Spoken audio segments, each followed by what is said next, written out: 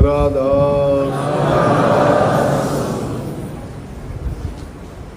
राधा स्वामी दयाल की दया, राधा स्वामी सहाय, राधा। इतवार का दिन, शनिवार का दिन सत्संग के लिए रखे हैं। तो इन दिनों में कोई ये सोचता हो बीमारी की, दवाई की, वो बात करने के लिए आया हो तो उस बात पे तो बात नहीं होगी। हाँ, सत्संग के लिए अगर कोई किसी को बात पूछनी हो, कोई सत्संग संबंधित सुमन की, ध्यान की, भजन की परेशानी हो, वो आप बोल सकते हो। एक तो जिस तरह हम कार में जी चलते हुए मतलब भजन सुनते हैं या सैर करते हुए भजन सुनते हैं, जी, वो सतगुरु की भक्ति में सम्मिलित है या नहीं? जी। अपने चौधरी रणधीर सिंह जी ऐसी रिटायर हैं, बहुत पुराने सत्संगी हैं, बहुत ही शुद्ध रूह, पवित्र आत्मा। ये बात नहीं है कि भाई ऐसे ही कोई बात पूछ ले।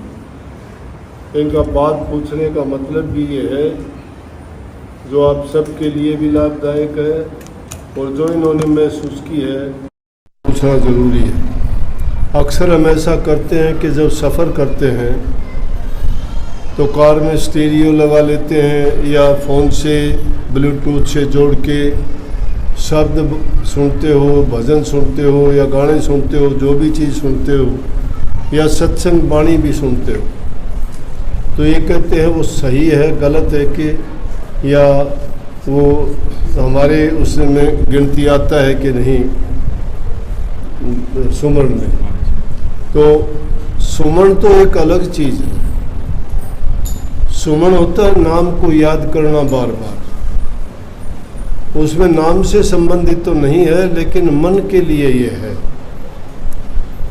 कि ये मन अगर खाली होगा तो ये विचलित करता है, कभी किधर भागेगा, कभी कुछ सोचेगा, कभी कुछ सोचेगा, ख्याल उठेंगे इसमें। तो इस मन को लगाने के लिए और बहकाने के लिए इसको बिजी कर देते हैं, फिर वो दूसरी ओर नहीं जाता। तो एक वजह से जब एकांत में होते हो, अकेले होते हो, तो उस दौरान में शब्द का सुनना या भजन का सुनना या सत्संग का सुनना कार में या एकांत में जहाँ कहीं भी हो, तो वो बुरा नहीं, अच्छा है। सुमन तो नहीं है, लेकिन वो आपके मन को भागने नहीं देगा इधर उधर। मन को शिथिल रखने के लिए अच्छा है कि और कोई ख्याल विचार आने की बजाय सत्संग के, गुरु के, शब्द की, इन्हीं बातों की हमारी जो यादगार है उसी में हमें घुमाए रखेगा। तो उस दौरान में कोई भी हमें जो बुरे ख्यालात से बचा देता है तो एक प्रकार का सबसे अच्छा अवसर भी है, और उसमें हमें लाभ ये है कि मन किसी दूसरी चीज़ में नहीं फंसा। महाराज जी, बड़े महाराज जी भी शब्द गायब करते थे जी, किसी ने भरली लौंग सुपारी, किसी ने सांबर खारी जी। और कबीर साहब का भी शब्द है, कोई तो खरीदे कांसा पीतल, कोई सांबर खारी जी। ये सांबर का मुझे पता नहीं महाराज, ये सांबर क्या होगा? सांबर कहते हैं जो समुद्र से निकाला हुआ नमक है उसको। तो नमक की तो कोई कीमत होती नहीं है। लौंग सुपारी बहुत कीमती होते हैं। संतों ने तुलना की है दोनों चीज़ों की कि लौंग सुपारी क्या है कि प्रभु के नाम का सुमन करना, नाम की कमाई करना। जिन्होंने अपनी ज़िंदगी में भक्ति रूपी नाम की कमाई की है वो तो है लौंग सुपारी भर लेना। एक प्रकार के हम इस संसार में व्यापारी के रूप में आए हैं, और व्यापारी जिस काम का भी सौदा करता है उसको लाभ मिलता है तो खुश होता है, हानि होती है तो दुखी होता है। तो प्रभु के नाम में किसी प्रकार की भी आपको नुकसान नहीं, फ़ायदा होता है, इसलिए उसको तो लौंग सुपारी कहा गया है। तो संतों ने या प्रभु के भक्तों ने या जिन्होंने नाम की कमाई की है तो उन्होंने तो लौंग सुपारी भर ली अपने जीवन में, और किसी ने संबर खा ली। जीवन तो दोनों को बराबर मिला है। कुछ लोगों ने इस जीवन में पाप कर्म किए, निंदा करते हैं, चुगली करते हैं, चोरी करते हैं, बुराई करते हैं, झूठ बोलते हैं, कपट करते हैं, दूसरे को नुकसान पहुंचाने की कोशिश करते हैं, बदनीयती, बुरे ख्याल, बुरे हाल, बुरे काम। जो इसने भी लड़की ने शब्द गाया था ना, अरे क्यों रोता मंद मंद, कर्म का खेल है ये, कर्म का खेल है ये। कर्म जो इंसान जैसा बना लेता है उसका फल बन जाता है। उसको कर्म किसने किया है, खुद करते हैं। जो कर्म करता है परिणाम उसी को भोगना होता है। तो कहता है कि तुझे ये अब रोने का फायदा क्या है, कर्म और किसी ने नहीं किया, तेरा कर्म जो तूने किया था उसी का तो परिणाम तेरे सामने है। तो अब तेरा रोने का, धोने का, शिकायत का कोई फायदा नहीं है। मति मंद है तू, तेरी बुद्धि मंद है, तू समझा नहीं बात को। इसलिए संत बखत के जो आते हैं वो ये जीवों को समझा देते हैं कि क्या करने से उनका जीवन अच्छा गुजरेगा, कौन सा काम करने से उनको परिणाम अच्छा मिलेगा, और खोटे मंदे कर्म से बचने से उनको किस प्रकार से लाभ होगा, उनको जीवन में कैसे शांति होगी। इसका मतलब ये है। बात एक ही है दोनों, वो भी कबीर साहब की बात है, वो भी कबीर साहब की बात है। चाहे 100 किसी ने कांसा पीतल भर लिया और किसी ने हीरे जवाहरात भर लिए, किसी ने संबर खारी भर लिया और किसी ने लौंग सुपारी भर ली। तो जिन्होंने अच्छी चीज़ भरी उनको तो अच्छा लाभ मिला, जिन्होंने बुरी और खोटे काम किए उनको खोटा और मंदा उनका परिणाम मिला। समझ आया जी? क्या महाराज जी सृष्टि से के शुरू से लेके आज तक सिखों के 10वें गुरु जितना दुख, संसार के दुख किसी ने नहीं देखे? पलटू साहब को ताते तेल के कढ़ाई में से निकाल दिया गया। कम था कबीर साहब को जल में, बेड़ियों में जकड़ के, जंजीरों में बांध के फेंक दिया गया। और भी जितने संत हुए, दुनियादारों जगत भगत का बैर है, और जो केड़ा बटबेर वो हाल है, वो चीर देर साहेब करे नवेर। ये तो अच्छाई और बुराई दोनों साथ चलती हैं। संतों को तो सबसे ज़्यादा कष्ट होता ही होता है। वो क्यों होता है? वो दुनिया के कष्ट मिटने के लिए आते हैं, और इन दोनों चीज़ों का आपस में कभी मेल नहीं होता। रवि और शशि एक जगह कभी इकट्ठे नहीं होते, रात और दिन कभी इकट्ठे नहीं मिलते, लाभ और हानि दोनों एक जगह नहीं होते, पाप और पुण्य दोनों एक जगह नहीं होते हैं। तो संत के 2 कारण होते हैं दुख ज़्यादा होने के, वो भी सुनो। आप कह सकते हो संत हुए दूसरे के दुखों को मिटते हैं, उनको दुख क्यों हुआ? ये मूर्ख आदमियों का सवाल है जो अपनी बुद्धि से सोचते नहीं है कुछ भी, वो ना समझिए। नंबर 1, संत कहते हैं कि ये 84 लाख योनि का खेल है, जन्म एक नहीं है हमारा। ये ना हमारा ये जन्म आखिरी है, ना हमारा जन्म पहला जन्म है। ये जीव अनेकों जन्म लेके आया है। चौपड़ का खेल है, 84 का खेल है। यहाँ भांत भांत के आदमी को रूप धर के इस संसार में अनेकों योनियों में आना पड़ा है, और उन योनियों में कर्म करते रहे हैं। वो कर्म का वजन हमारे सिर पे रहता आया है। तो कर्म करते करते मुश्किल से इंसान का चोला मिलता है, और इंसान के चोले में जब आते हैं तो संत लोग तो ये कहते हैं कि इस जीवन के बाद मुझे दूसरा जन्म नहीं लेना, क्योंकि प्रभु की भक्ति आदमी की 84 काटती है। संतों से जो नाम लेके नाम की भक्ति करता है वो फिर जन्म मरण में नहीं आता। तो संत कहते हैं इस जन्म के बाद मुझे दूसरा जन्म नहीं लेना, मेरे जितने भी पाप कर्म हैं पिछले जन्मों के, पिछली योनियों के, वो सभी मेरे अभी पूरे करो। तो अभी पूरा करेगा जिसका पूरा कर्जा चुकाओगे, तो चाहे तुम्हें घर बेचना पड़ो, चाहे ज़मीन बेचनी पड़ो, चाहे तुम्हें कुछ भी करना पड़ो, फिर तो तुम्हारा नक्की होगा ना। तो जब सब कुछ ही चला जाएगा, इसीलिए संत को कष्ट होता है। एक बात। नंबर 2 बात, दुखी जीव दुनिया के आते हैं और उनकी जामनी करते हैं। वो जामनी कैसे करते हैं?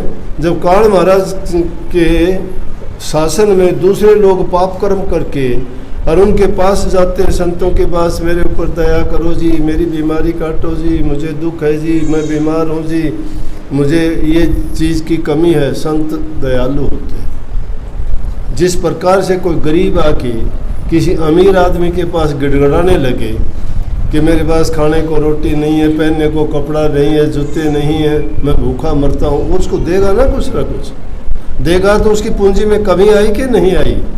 इसी प्रकार से संसार के जो दुखी जीव संतों के पास आते हैं और उनसे मांग करते हैं और संत उन पर कृपा करके अपनी भक्ति में से जो उनको देते हैं वो भी कष्ट उनको झेलना पड़ता है। इसीलिए जीते जी वो पूरा कर्ज चुकाते हैं तो उनको दुख होगा, उसको कोई रोकने वाला नहीं होगा। दुख उनको दुनियादारों से ज़्यादा होगा। सुनो, कभी ये सोचते हो कि उनको दुख नहीं होगा, उनको दुख रूह को दुख नहीं होता है। दुनियादारी के लोग इस शरीर को दुख मानते हैं, काट दो इसको, 5 तत्वों का पुतला है, इसके अंदर जो रूह बसती है उसके ऊपर कोई असर नहीं है, वो पवित्र है, वो पाक है। ये दुनियादारी के लोग इसको शरीर को मानते हैं, इसको मानते हैं, इसकी पहचान है, इसका नाम है, इसकी बनावट है, ये तस्वीर है, इस तस्वीर को मानते हैं। लेकिन जो वास्तविकता रूह इसके अंदर बसती है उसके ऊपर कोई असर नहीं है। वो अपनी रूह को पवित्र रखते हैं। शरीर का कुछ शरीर के साथ क्या, ईसा मसीह का शरीर गुलमेख मार के पट्टे के बीच टंगा दिया गया। कबीर साहब को देखो कितनी बार बेड़ियों में बांध के फेंका गया। रविदास जी के साथ क्या किया गया, पलटू साहब के साथ क्या किया गया, किसकी और संत बता दो जितने भी हुए, सबके साथ ऐसा हुआ। तो इसलिए चाहे वो सिख गुरु रहे हो, कुछ भी रहे हो, उनको दुख होगा ही होगा। और जो गुरु ही नहीं है, जिन्होंने ना किसी का लेना ना देना, आए हैं दुनिया में दुनियादार के लोगों की तरह से, वो भी अपना भोग भोगते हुए चले जाएंगे ऐसे ही। उनकी कोई ज्ञान ना गिनती, ना कोई कर्म, ना धर्म, ना शर्म, ना। क्या पहले का समय और आज का समय एक जैसा है? ये सोचने वाले पे निर्भर करता है। जिनके विचार ख्यालात अच्छे और पवित्र हैं उनके लिए वो पहले भी अच्छा समय था, आज भी अच्छा है। गुरु भक्तों के लिए सतयुग पहले भी था, उनके लिए सतयुग आज भी है। दुष्टों के लिए सतयुग पहले भी कलयुग था, दुष्टों के लिए कलयुग तो कलयुग है, ये घोर कलयुग है उनके लिए। अच्छों के लिए अच्छा है, बुरों के लिए बुरा है। क्या गीता का ज्ञान सबसे अच्छा है? निस्संदेह गीता ज्ञान से भरी हुई है, इसमें कोई संदेह नहीं है। उसमें ज्ञान है लेकिन करनी उससे अलग है। ज्ञान देती है वो हर प्रकार से इंसान के जीवन को पाक, साफ, पवित्र, अच्छा, निर्लेप, निष्पेक्ष, प्रभाव बनाने के लिए अनेकों प्रकार से अच्छे गुणों से भरी हुई है। लेकिन भक्ति चीज जो है वो उससे जुदा है, अलग है। क्या मनुष्य का सबसे बड़ा दुश्मन और सबसे बड़ा मित्र मन है? मन तो एक आवश्यक शरीर की अंग है जो प्रकृति द्वारा दिया गया है। वो बुरा और भला बनाना तो अपना काम है, लेकिन जिस अंग से हाथ अच्छे करने के लिए दिए गए, इन्हीं हाथों से आप प्रभु के चरणों में जाके, इसी मस्तक को प्रभु के चरणों में जाके झुकाओ, और इन्हीं हाथों से अगर कत्ल कर दो तो ये बुरा भला तो अपने आप बन गया, भला बुरा तो कर्म है। मेरे ख्याल में पहले कबीर साहब हुए जी और आज के टाइम में संत ताराचंद जी महाराज जैसा कोई संत नहीं, मेरे ख्याल। वो तो कोई भी होगा तो अपने गुरु को सभी ऐसा कहते हैं, इसमें कोई संदेह नहीं। अपने को तो सभी बड़ा बताएंगे न, जिसको भी जाके पूछोगे वो कहेंगे हमारा बड़ा है, वो हमारा बड़ा है। ज्ञान एक ही है, ज्ञान बड़ा नहीं होता। ज्ञान अथाह है, ज्ञान का कोई अंत नहीं है। जिसने वो पद पाया है उन्होंने तो अपने आप को बड़ा बताया ही नहीं। वो तो एक ही चीज है, संत सभी वा घर से महाराज स्वामी की वाणी है। ये एक ही बात नहीं, क्या कही स्वामी जी महाराज की वाणी सुन, संत सभी वा घर से आवे, शब्द भेद दे जीव चितावे, जो चेते तिसले पहुँचावे, शब्द भेद जो ले मान्य कहना, उसको फिर सुख दुख नहीं छेड़ा। संत सभी वा घर से आवे, संत वहाँ से ही आते हैं, प्रभु का परवाना लेके आते हैं, उनका संदेश लेके दुनिया में। ईसा मसीह कहता है कि I am the messenger of the God, I have come to collect my stamped ships, कि मैं प्रभु का संदेशवाहक हूँ और मैं अपनी उन भेड़ों को लेने के लिए आया हूँ जिन पर मोहर लगी हुई है परमात्मा की। मोहम्मद साहब कहते हैं कि I am the prophet, I am the son of the God, मैं पैगंबर हूँ, मैं प्रभु का भेजा हुआ हूँ। कबीर साहब कहते हैं कि हम साहिब का परवाना लेके यहाँ प्रकट हुए हैं। तो संत सभी उस घर से आते हैं, यहाँ बड़े छोटे का, एक का, दो का सवाल नहीं है। शब्द, संत नाम शब्द का है, जिसने शब्द की कमाई की है, शब्द से वापस से उसने कमाई करके शब्द में पहुंच गया है, वो एक ही है। मैं महाराज जी त्रिअनंतपुरम गया, वहाँ पे एक कमलनाभ मंदिर है, वहाँ पे भीड़ बहुत ज़्यादा, सुबह सुबह भी गए हम 5 बजे। वहाँ रूल ये है कि धोती पहन के ही दर्शन हो सकते हैं और लेडीज सिर्फ साड़ी पहन के अंदर जा सकती है। एक उन्होंने जो वो मूर्ति है ना जी, कुछ अंधेरे से में रख रखी, जिस तरह रहस्यमय हो। अगले वालों को तो दिख जाती है, पिछले वालों को अच्छा वो काले काले से वैसे हैं जी। वो मुझे पकड़ के तो उसने कह दिया गुडो गुडो आगे निकलो, या तो ये होगा, मैंने उनका। अब दूसरा कंपैरिजन ये है जी कि मेरे गांव से 15 किलोमीटर दूर एक छोटा सा गुरुद्वारा है, 2 कमरों में, उसके बाहर एक बोर्ड लग रहा है लंगर छक के जाना। मेरे ध्यान से तो उस मंदिर से, उस मंदिर में कहते हैं हजारों टन पतन कितना सोना, बहुत मानता है। मेरे ध्यान से तो वो गुरुद्वारा जाता है। आपकी सोच हो ही नहीं यार, आपकी जैसी सोच है उन लोगों की भी उसके बारे में ऐसी सोच है। वो आस्था के केंद्र है, उन लोगों की जिनकी आस्था जुड़ी हुई है वहाँ जाते हैं, लाखों जाते हैं, करोड़ों जाते हैं। उनकी आस्था है, वहाँ कोई भंडारा देता है, कोई प्रसाद चढ़ाता है, कोई सोने की मुकुट चढ़ाता है, कोई कुर्सियाँ बनवाता है। ये आपकी आस्था उस मंदिर से जुड़ गई। लेकिन ये तो कोई बात नहीं है, हर जो किसी के मंदिर के अलग नियम है, मस्जिद के अलग नियम है, गुरुद्वारे के अलग नियम है, जो जैसे हैं उनके वैसे के वहाँ कपड़े पहन के नहीं जाने देते। सिख लोग जो है नंगे सिर नहीं जाने देते, तो वो तो उनके रीति रिवाज के मुताबिक जो जैसे करते हैं। और मेरा नियम है, बाकी आप अलग अलग सोच है। मैं जहाँ जिसके पास जाता हूँ, मंदिर हो, मस्जिद हो, गुरुद्वारा हो, चर्च हो, उनके रीति रिवाज के मुताबिक उनको बंदगी करना, उनकी पूजा पाठ के अनुसार काम करता हूँ। मैं किसी की आलोचना नहीं करता। ये तो लोगों की खुद की आस्था पर डिपेंड करता है, वो क्या सोचता है। तो ये नहीं, आपको ये लगता है कि गुरुद्वारा अच्छा है, वहाँ तो लंगर छकने की बात करते हैं और वहाँ कोई पूछने वाला ही नहीं है। जब बहुतायत हो जाएगी वहाँ कितने लोगों को पूछेंगे। अब ये लोग भी शिकायत करना शुरू कर दिया, हमें पानी की नहीं पूछते, खाने के नहीं पूछते। एहसान करने के लिए तो नहीं आए ना, ये तो घर में हम काम करते ही हैं। इन चीज़ों के लिए कभी सत्संग में जाके शिकायत मत करो, फिर तो तुम रोटी के टुकड़े के लिए, पानी के लिए और इन कामों के लिए आए। ब्याह बरात थोड़ी है ये कोई। सत्संग का नाम सच्चाई का संग करना है, प्रभु के नाम का चिंतन करना है, अपने मन को वाणी शब्द और उपदेश सुन के उसको पवित्र बनाना है। उसे 2 रोटी के टुकड़े के लिए नहीं आते हम कहीं भी, उस प्रसाद के भूखे नहीं। प्रसाद तो प्रभु से प्राप्त होता है, उनकी वाणी से, उनके आशीर्वाद से और शुभ और पवित्र वचनों से, जिससे हमारे विचार पवित्र होते हैं, मन पवित्र होता है और जीवन पवित्र होता है। बस ये आप संतुष्ट हुए कि नहीं हुए? बिल्कुल पक्के, फिर ठीक है। चलो, आपके बहाने से इन सब को भी ये बात सुनने को मिली। मैं कहना तो कुछ चाहता था, वाणी तो इसकी ये आई थी, पहले लड़की ने गाई थी, अरे क्यों रोता मंद मंद कर्म का खेल है ये वो बात आपको भी कह सकता हूँ। ये जो बातें कही ये भी तो ऐसा ही है। बोलना, रोना और हंसना एक ही है, अलग चीज़ नहीं है। कोई रोता है प्रभु की याद में, कोई उसको प्राप्त करने के लिए हंसता है। वही ये बात संतों की आपस में हुई। दादू साहब को एक बार हंसनू मिल गया सामने से, हंसनू की आदत थी, हंसता ही रहता था, मगन और मस्त, परवाह ही नहीं दुनियादारी की चीज़ों की और ध्यान ही नहीं।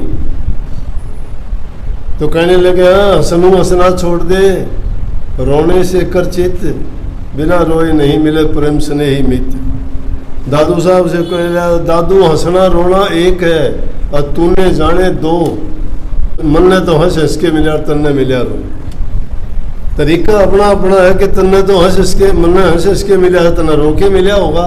कोई तो उसकी याद में रोता है, तड़पता है कि प्रभु दर्शन दे दो, बहुत दुखी हो गया मैं, आपके बिना नहीं रह सकता, नहीं जी सकता, इस काल और माया के देश से परेशान हो चुका हूँ मैं, मुझे नहीं चाहिए ये दुनिया। यहाँ दिन का चैन नहीं, रात की नींद नहीं, कोई किसी का मित्र नहीं, कोई किसी का संगी साथी नहीं, कोई किसी का इतबार विश्वास नहीं, सब यहाँ धोखे के लोग हैं, कौन किसी का है यहाँ, मैं नहीं जाता। रोता है वो। दूसरा विचित्र खेल को देख के हंसता है। बुल्ले शाह कहता है, देख फरीद साहब कहता है कि देख फरीदा मिट्टी खुली, मुर्दे को देखता है मिट्टी में दबाते हैं उसको, और कहता है देख फरीदा मिट्टी खुली, जमीन को खोद के मिट्टी डाल रखी है। बोला देख फरीदा मिट्टी खुली, मिट्टी उत्ते मिट्टी डुली, आदमी का शरीर मिट्टी है, बोला वो उसमें डाल के ऊपर मिट्टी भी डाल दी। देख फरीदा मिट्टी खुली, मिट्टी उत्ते मिट्टी डुली, मिट्टी ऊपर मिट्टी नीचे, यो तू भी मिट्टी मैं भी मिट्टी, सब मिट्टी मिट्टी है। तो इस मिट्टी का क्या गर्व करना, सबका एक तरीका नहीं होता है, अलग अलग तरीके हैं। प्रभु को पाने के लिए भी लोगों ने अनेक तरीके बनाए, सब ने अपना अपना तरीका ऊंचा बताया। किसी को शांति तप करने से मिली, किसी को जप करने से मिली, किसी को प्रार्थनाएं करने से मिली, और किसी को जो से बहुत सहज में ही प्राप्त होगी। ऐसे संत बहुत थे जिनको सहज में मिली, लेकिन जिनका हृदय पवित्र है, जिनके कर्म शुद्ध हैं, और जिन्होंने नेक कमाई की है, नाम की, सच्चाई की, भलाई की, परोपकार की, परहित की। जो लोग अच्छे कर्म करते हैं, जिनका चरित्र अच्छा है, उन लोगों को तो प्रभु मिला हुआ ही है, क्योंकि वो ऐसी जगह में रहते हैं, वो चरित्रवान पुरुष के दिल में है, जो सबके हितकारी हैं। ये प्रभु के गुण हैं, वो गुण जिसके अंदर है उनके अंदर वो विद्यमान है, और जिसमें एक गुण नहीं है उनके वो आसपास भी नहीं है, उनसे कोसों दूर रहते हैं। कहिए हाजिर के हम नाजिर, कहिए गाफिल से रहते दूर। हाजिर के नाजिर हैं, जो हमारी हाजिरी लगाता है उसके सामने नौकर की भांति खड़े रहते हैं परमात्मा। और सेजो भाई के बारे में क्या कहिए कि सच्ची प्रीत हो प्रभु से तो मूर्ति बोल रहा है काठ की, कि सच्ची प्रीत अगर तुम्हारी है तो काठ की मूर्ति भी आपके सामने आके बोल देगी। पत्थर भी तुम्हारे सामने, नामदेव के सामने पत्थर ने दूध पी लिया, कर्माबाई का खिचड़ा उसने खा लिया, नहीं खा लिया। तो जितने भी संत हुए और उन्होंने प्रभु की भक्ति सच्चे मन से की, प्रभु उनके हाजिर नाजिर रहे।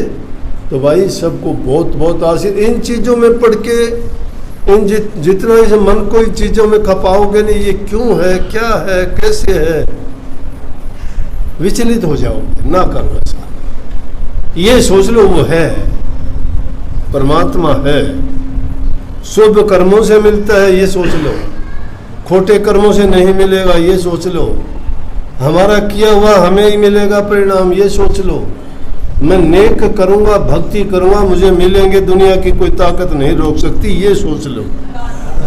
और चीजों में मन ना दो, किताबों में भरी पड़ी है, लाखों चीज मिलेगी जो तुम्हारे बुद्धि, विचार, तर्क, वितर्क के लिए तुम्हें बाध्य कर देंगे कि ये क्यों है ऐसा। तो इस मन को, बुद्धि को इन बातों में ना लगा के इस चीज में लगाओ कि कोई शक्ति है, कोई ताकत है, जिसके कारण ये सारा कारोबार चलता है। शाम को कुछ देखते हैं, सुबह को कुछ मिलता है। फूलों में रंग कौन भर गया, फलों में रस कौन भर गया, किसी में खट्टा किसी में मीठा कैसे कर गया, किसी का रंग धोला किसी का काला किसी का पीला कैसे कर दिया, पत्ते पत्ते की कतरन किसने काट दी, अरे रात रात में कौन करके चला गया, कैसे उसने, कोई तो है, वो शक्ति है, ताकत है, कहाँ खोजोगे उसको। इसलिए उसका कही हर जगह मौजूद है, वो कण कण में मौजूद है, यहाँ भी है, वहाँ भी है, और वहाँ भी नहीं है, यहाँ भी नहीं है। जब जानते नहीं तो कहीं भी नहीं है, जानते हो तो यहाँ है, यहाँ है, हाजिर है तुम्हारे सामने, सबके पास है, दूर है ही नहीं।